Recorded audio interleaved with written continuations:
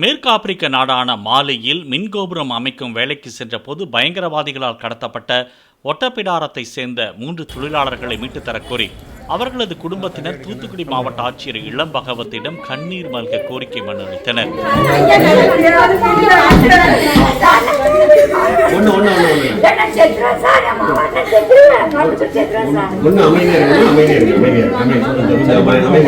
கடந்த 6ஆம் தேதி ஒட்டப்பிடாரத்தை சேர்ந்த 3 பேர் மட்டுமின்றி அவர்களுடன் ஒரே அறையில் தங்கியிருந்த தென்காசியை சேர்ந்த 2 பேரையும் பயங்கரவாதிகள் துப்பாக்கி முனையில் கடத்திச் சென்று 3 கோடி ரூபாய் கேட்டு மிரட்டுவதாக தகவல் வெளியாகியுள்ளது. புதன்கிழமை நைட்டு வேலைக்கு போயிட்டு வந்து தூங்கிட்டு இருந்திருக்காங்க. அப்படின்னு சொல்ல இந்தியாவில் உள்ள 5 பேரை தீவிரவாதிகள் 3 பேர் பைக்கில் கடத்திட்டு போயிட்டாங்க சார்.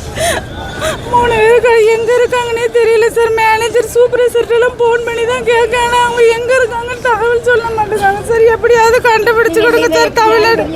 தமிழ்நாடு அரசு எப்படியாவது எங்களுக்கு கண்டுபிடிச்சு கொடுக்கணும் சார். படிக்கிற பிள்ளைகள் சார், என்னால் வேலை பார்க்க முடியாது சார். படிக்க வைக்கணும் சார். நீங்கள் தான் சார் காப்பாற்றி கொடுக்கணும். பிளே ஸ்டோர் மற்றும் ஆப் ஸ்டோரில் இருந்து பாலிமர் செயலியை QR கோடு மூலம் பதிவிறக்கம் செய்யுங்கள். செய்திகளை உடனுக்குடன் பெறுங்கள்.